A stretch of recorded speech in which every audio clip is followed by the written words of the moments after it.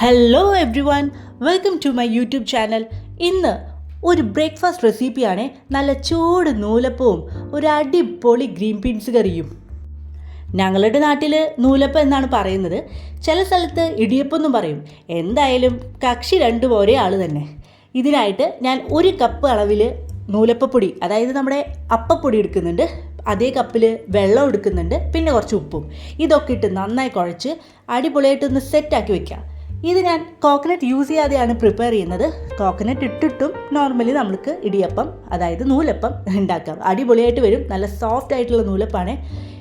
പലരും പറയും നൂലപ്പം അത് ഉണ്ടാക്കാൻ ഭയങ്കര പാടാണ്, അത് എപ്പോഴും ശരിയാവാറില്ല അങ്ങനെയൊക്കെ. പക്ഷേ എനിക്ക് ഏറ്റവും എളുപ്പമുള്ളൊരു പണി, എനിക്കതൊരു പണിയേ അല്ലാതെ തോന്നിയത് നമ്മുടെ നൂലപ്പം മാത്രമാണ്. വളരെ ഈസി ആയിട്ട് നല്ല സോഫ്റ്റ് ആയിട്ടുള്ള നൂലപ്പം എനിക്ക് എന്താ പറയുക, നിമിഷ നേരം കൊണ്ട് തന്നെ പ്രിപ്പയർ ചെയ്യാൻ പറ്റും. കണ്ടോ, ഭയങ്കര സോഫ്റ്റാണ്.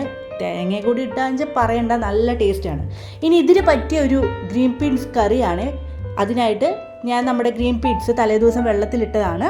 അത് നന്നായിട്ട് വാഷ് ചെയ്തിട്ട് പിന്നെ ഉപ്പും മഞ്ഞൾപ്പൊടിയും ചേർത്തിട്ട് വേവിച്ച് വെച്ചതാണ്.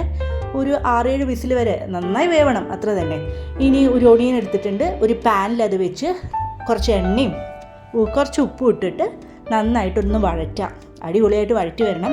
ഇതിലേക്ക് ഒരു കുറച്ച് ജിഞ്ചർ ഗാർലിക് പേസ്റ്റ് കൂടി ഞാൻ ആഡ് ചെയ്യുന്നുണ്ട്. നല്ലൊരു എന്താ പറയുക, ഈ ഗ്രീൻ ബീൻസ് കറി കുറച്ച് വാട്ടറി കൺസിസ്റ്റൻസിയിൽ നമ്മൾ പ്രിപ്പയർ ചെയ്താലും ഇതിരിക്കും തോറും കൊഴുത്ത് വരും.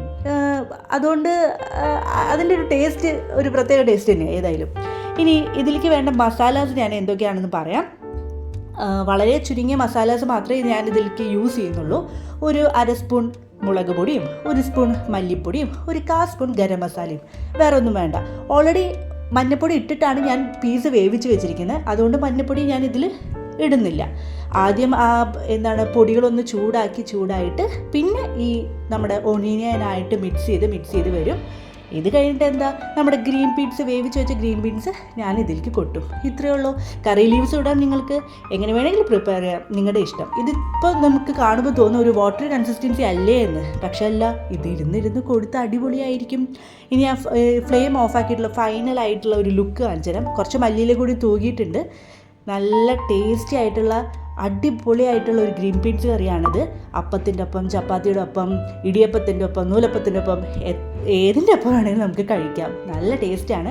നിങ്ങളിത് ട്രൈ ചെയ്ത് നോക്കണം. സിമ്പിളാണ്, നല്ല ടേസ്റ്റാണ്. ഓക്കെ, പിന്നെന്താ, ഇനി ഇതും നല്ല നൂലപ്പം കൂടിയിട്ട് നമുക്ക് നോക്കാം. ഇത് കണ്ടു, ഇതിപ്പോൾ കട്ടിയായിട്ടുള്ളൊരു കൺസിസ്റ്റൻസി ആയി. നമ്മൾ വാട്ടർ ആയിട്ട് ഓഫാക്കിയാലും ഇരിക്കും തോറും കട്ടിയാവും. ഇത്രയേ ഉള്ളൂ. ഓക്കെ, ട്രൈ ചെയ്യൂ. And please do like and subscribe my channel. Thank you.